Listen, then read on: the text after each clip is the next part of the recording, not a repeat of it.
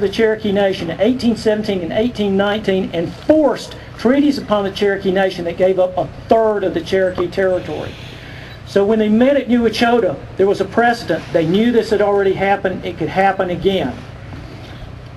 Now, it wasn't an idle threat that faced the Cherokee people. The crop failures in 1835 created famine worldwide. There were food riots, food shortage riots in England. There were major famines in India and in Japan, and there were famines here in the Southeast. They had to truck corn and supplies from Charleston, South Carolina, all the way to feed the people in Asheville, North Carolina, who had no food. But food aid was coming into the Cherokee Nation for those who would take it. It became a strong political tool for the treaty party versus the national government. We see that Evan Jones wrote in July 26th, and he was the Baptist missionary to valley towns in North Carolina. He wrote, "Our congregations have sometimes been small on account of the absence of the great part of the population in search of provisions. The trying time for the Cherokees has arrived. They're in a distressed condition. Provisions are very scarce and dear. Corn is $2 a bushel, and bacon 20 cents a pound." That was exorbitant. In February of 1837, General Ellis Wool, who was the commander of what became the Army of the Cherokee Nation, that's the U.S. Army, he was right here at Red Clay when he wrote this. He said, "So determined are they," this is the National Party, "in their opposition to the treaty that not one of those present voted in council held but a day or two since here, however poor or destitute, that they would either receive rations or clothing from the United States, lest they might compromise themselves in regard to the treaty. These same people, as well as those in the mountains of North Carolina, during the summer past preferred living on the roots and sap of trees rather than receive provisions from the United States. Thousands, I have been informed, had no other food for weeks. Many have said they will die before they leave this country." So Wool was pointing out how politicized the famine and the food aid had become. The treaty party adherents, they drew government rations, many of the people, and the wealthiest leaders of the treaty party began to throw events where there were major feasts, where they were feeding people.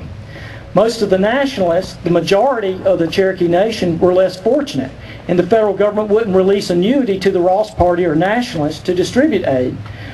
When George Fanshawe came here to Red Clay in August of 1837, though, he saw feasting on a huge scale sponsored by the National Council. He says, "The expense of feeding this multitude, which is defrayed by the council, was very great.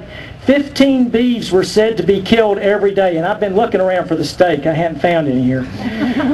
"And a proportionate quantity of corn used. 24 families were employed in cooking the provisions and serving the tables that were set out 3 times a day. The beef was cut into small pieces of 3 or 4 inches square and kept stewing for several hours."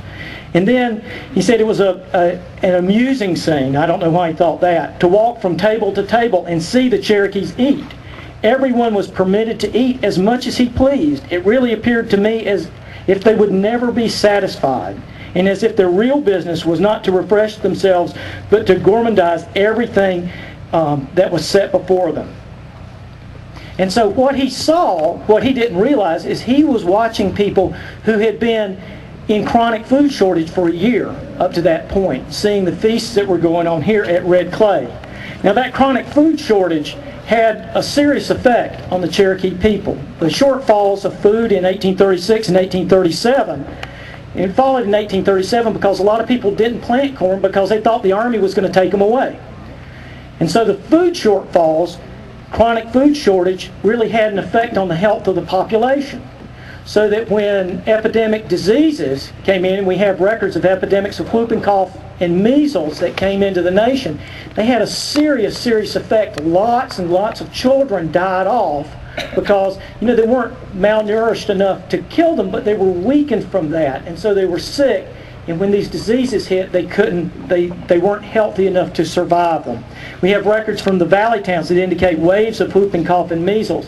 There's a census that was done in 1840 that records all the deaths since 1835, and it notes that large numbers of children perished, especially in North Carolina during that time. The weather didn't let up either. 1835 started a 10-year expansion of glaciers. It's sort of the second little ice age. 1837 was the coldest year in the last 250 years. That's what the people who were fighting against the specter of removal had to face. They were also fighting against the weather at the same time. The odd weather continued right on through 1838, when people were brought to the concentration camps down at Charleston, Tennessee, and Ross's Landing. It was scorching hot and dry, and that was part of the weather patterns that were set off by these volcanoes. And then the winter that followed, the fall and winter, turned exceedingly cold. The time when people were forced to march on the Trail of Tears. You know, the ice clogged the Ohio River. People couldn't cross the Mississippi because of the ice flows that came very early. And they came early because of this big shift in weather that had followed 1835. This lasted until 1846. When people got on the ground in Oklahoma, there were crop failures year after year after year because of these abnormal weather patterns. So that's what volcanoes have to do with this, and that's, I guess, what it has to do with all of us. And the reason I point this out, I think it's important for us to understand some of the trials that the Cherokee people had to undergo, both here in the Old Nation and in the New Nation as they traveled west and across the Trail of Tears, and to understand, you know, on top of all the military action and political action that was levied against them, the weather was working against everyone. And to finish up, I think what we see is that climate change, I'll get back to the thing we see in the news all the time, climate change has a very real effect on everybody. Even short-term climate change, 10 years, if you live close to the land, as everybody did at that time, and particularly the Cherokee people, then when the weather changes, it has a strong effect. That was the straw that broke the camel's back. Not only in political terms, but also in the real terms, the real life struggles of the Cherokee people. That was part of what they faced, and part of what people were, I think, celebrating a small break from here at Red Clay in August of 1837. So I'm going to stop there because we have a lot of ground to cover, but thank you very much.